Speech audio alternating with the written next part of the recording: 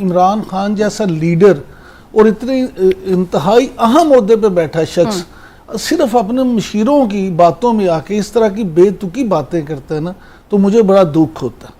देखें, ये जो वज़ीर आज़म ने कहा है कि पाकिस्तान दुनिया में रहने के लिए सबसे सस्ता तरीन मुल्क है, तो ये गालिबन शहबाज गिल साहब ने इसको ट्वीट भी किया अपना। ये डाटा उन्होंने कहाँ से लिया है? क्या कोई क्रेडिबल सोर्स है? ये डाटा किसी इदारे की रिपोर्ट नहीं है, बल्कि एक वेबसाइट का डाटा है जिसने आगे से जिसका सोर्स भी एक और वेबसाइट है। चलें, इन सारी बातों को अगर सच भी मान लें तो उन्होंने मुआजना किससे किया है? मुआजना आपका किया न्यूयॉर्क से।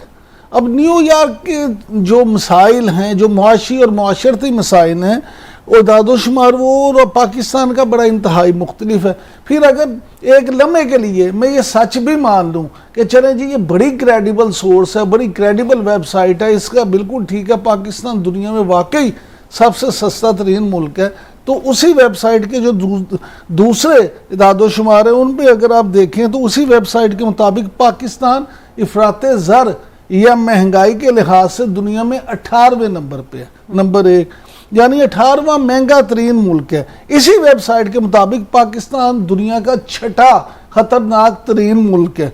तो क्या हम ये डेटा भी सच माने अगर वज़ीर आज़म साहब उसका कह रहे हैं? मैं फिर ये कहूँगा कि किसी एक वेबसाइट के डाटे पे हमें नहीं जाना चाहिए, बल्कि मुख्तलिफ जो मुस्तनद इदारे हैं डाटा के हवाले से और जिनके इदादोशुमार बड़े बेहतर होते हैं उन पे हमें बिलीव करना चाहिए, उनको लेके इसमें करना चाहिए। लेकिन इमरान साहब, अब इसमें 2-3 चीजें, पहले मैं हिलाली साहब का कमेंट ले लूं, फिर इस पर डिटेल में भी बात करते हैं। हिलाली साहब, आमतौर पर हम ये देखते हैं कि लोग ये कहते नजर आते हैं कि जी आटा महंगा है, चीनी महंगी है, बिजली महंगी है, पेट्रोल महंगा है, तो बेसिक नेसेसिटीज चूंकि महंगी हैं तो इसलिए महंगाई का हमें एक जनरल परसेप्शन नजर आता है। जबकि बाकी अगर चीजों की बात की जाए तो क्या हम कह सकते हैं कि बाकी जो ज़रूरियातें ज़िंदगी हैं वो उस लिहाज से उतनी महंगी है या नहीं है, या उनका परसेप्शन कभी सामने नहीं लाया जाता? क्योंकि रहने के लिहाज से उनका कहना था कि ये सस्ता तरीन मुल्क है, हर तरह की चीज़ अवेलेबल है, महंगे कपड़े, सस्ते कपड़े। तो इसको आप कैसे देखते हैं, महंगाई को? देखिए, ये कहना कि एक सेट ऑफ स्टैटिस्टिक्स गलत है इसलिए कि वो सेट ऑफ स्टैटिस्टिक्स के साथ आप एग्री नहीं करते, और एक दूसरा सेट ऑफ स्टैटिस्टिक्स है वो बिल्कुल सही है इसलिए उसका जो कंपैरिजन है वो पता नहीं किधर से आ रहा है। स्टैटिस्टिक्स, जैसे अंग्रेजी में कहते हैं, can mean what you want them to mean. बिल्कुल ठीक। अब आप बात करें हमारी एक्चुअल हालात, हमारी हालात देखिए, मैंने नोटिस किया है कि जब से करप्शन और बैड गवर्नेंस और रिगिंग, ये 3 चीजें हमारे लेक्सिकन, हमारे वोकैबुलरी से निकल गए हैं, इसलिए कि एक आदमी अब प्राइम मिनिस्टर है जो ईमानदार है, ना रिग करता है, तो मेरे ख्याल में अब ये लोग जो हैं ये एक ही चीज उनके पास रह गई है और वो है महंगाई। मगर महंगाई का एक बड़ा शॉर्ट आंसर मैं दे सकता हूं 1.5 मिनट में, मगर आपको मैं इनका एटीट्यूड बताना चाहता हूं, ये ऑपोजिशन वालों को टुवर्ड्स महंगाई।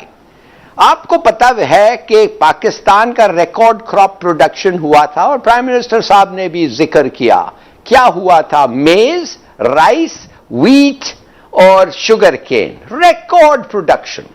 उसके जब प्राइसेस सेट करने जा रहे थे तो गवर्नमेंट ने क्या कहा? गवर्नमेंट ने कहा कि व्हीट का प्राइस 1300 से 1800 होना चाहिए, और 1800 था। मगर सिंध गवर्नमेंट ने क्या किया कि 1800 से ऑफिशियल प्राइस उन्होंने सेट किया 2000 पे।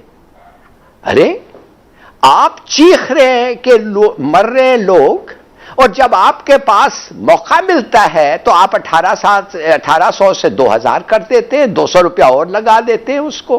तो मैंने सोचा यार ये क्यों?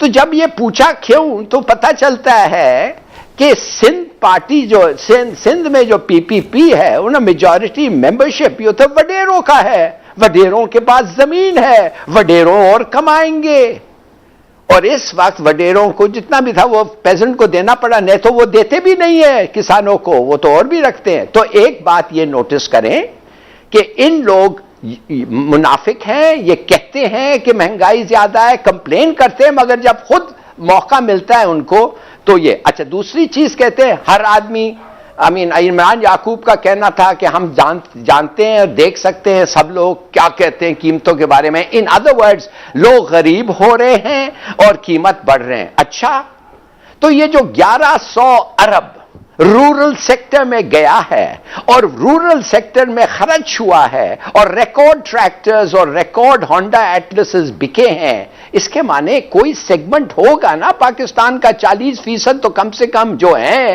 वो ये नहीं है। तो लोगों को अंडरस्टैंड करना पड़ेगा, अब महंगाई के साथ ही जीना है। बात ये है समीना कि हिलाली साहब जो कह रहे हैं ना बिल्कुल ठीक है, लेकिन मुझे एक सवाल जरूर पूछना है इनसे कि ये किसने ठीक करना है? क्या हुकूमती लोगों का काम सिर्फ झंडे वाली गाड़ियों में बैठ के घूमना होता है?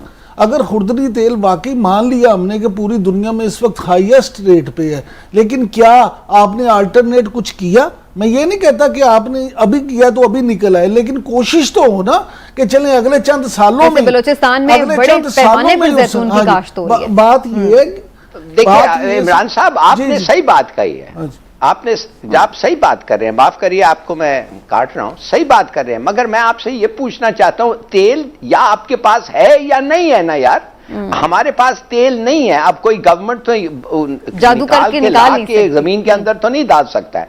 एडिबल ऑयल भी हमारे पास 1 लीटर एडिबल ऑयल नहीं होता है। अब हाँ, मगर गुड पॉइंट, एडिबल ऑयल के लिए ऑलिव प्लांटेशंस होने चाहिए, सनफ्लावर ग्रोथ होनी चाहिए ज्यादा। यस यू आर राइट, इस लिहाज से कि जब आपके पास कुछ हो नहीं सकता है, पॉलिसीज आप ऐसे बनाए कि वो इनकरेज होता है कि आपके पास वो हो, मगर पॉपुलेशन ग्रोथ फिगर भूल गया, लेकिन बलूचिस्तान में काफी बड़े एकड़ रकबा है जिस पे वो कर रहे हैं। साहब आपको याद होगा आज से 20-25 साल पहले तक हर घर में, कम से कम पंजाब की सतह पे तो हर घर में सरसों के तेल में चीजें तली जाती थी, सरसों का तेल खाने के लिए इस्तेमाल होता था।